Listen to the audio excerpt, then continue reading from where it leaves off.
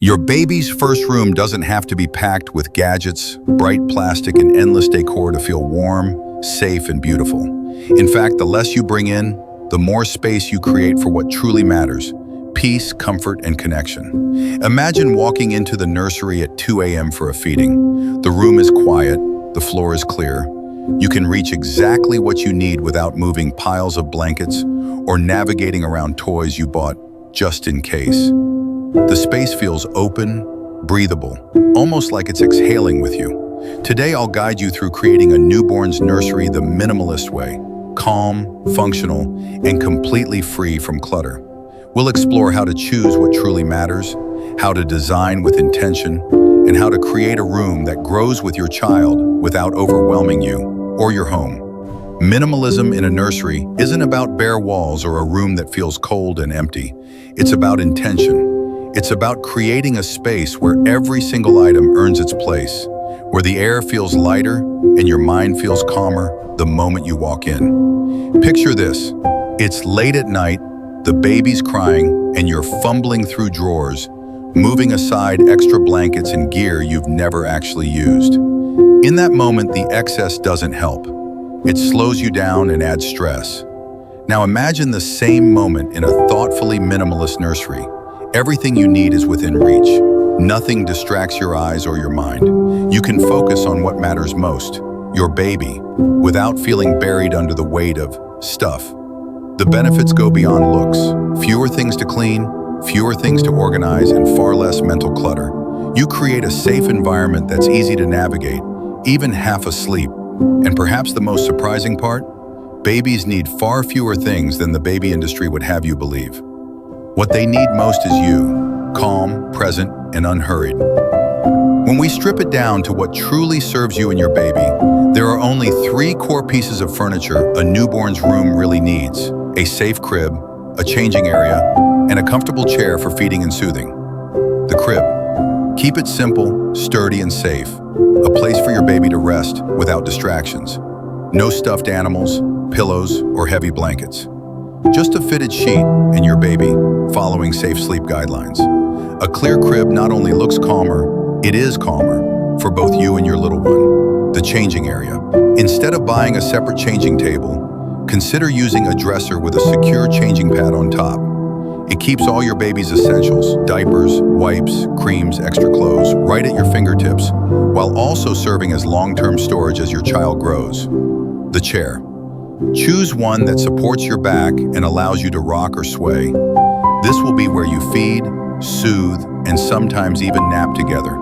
It doesn't have to be fancy. It just needs to feel like a hug you can sit in. Everything else? Optional. Before you bring something in, pause and ask yourself, will this make my daily routine easier, or am I adding it because a store display or social media post made it look irresistible? Colors do more than fill a room. They set the emotional temperature. In a nursery, your color choices can either soothe or overstimulate. For a minimalist approach, think of your palette as the background music of the room: calm, steady, and quietly supportive. Soft neutrals and muted tones, like warm beige, gentle gray, dusty green, or soft blue, create a peaceful backdrop that helps both you and your baby relax. They don't compete for attention, which means your focus naturally stays where it belongs. Natural materials like unfinished wood, woven baskets, cotton, and linen add warmth and texture without visual clutter. And remember, let the walls breathe. Blank spaces and emptiness, it's rest for the eyes. Babies may be tiny, but their belongings seem to multiply overnight. Smart organization keeps all of it from taking over your space and your peace of mind. Start by giving everything a home. Keep items where you use them: diapers by the changing area, swaddles by the crib, burp cloths by the chair. This reduces stress and wasted steps, especially during nighttime feedings. Rotate instead of stockpiling. Keep only what you'll use in the next couple of weeks nearby, and store extras, clothes for future sizes, seasonal items, out of sight until needed. Use hidden spaces like under crib bins or over-the-door organizers to keep necessities close but invisible. And remember, a clear surface equals a clear mind. If clutter starts to collect, It's time to edit. Minimalism doesn't strip away personality, it highlights it.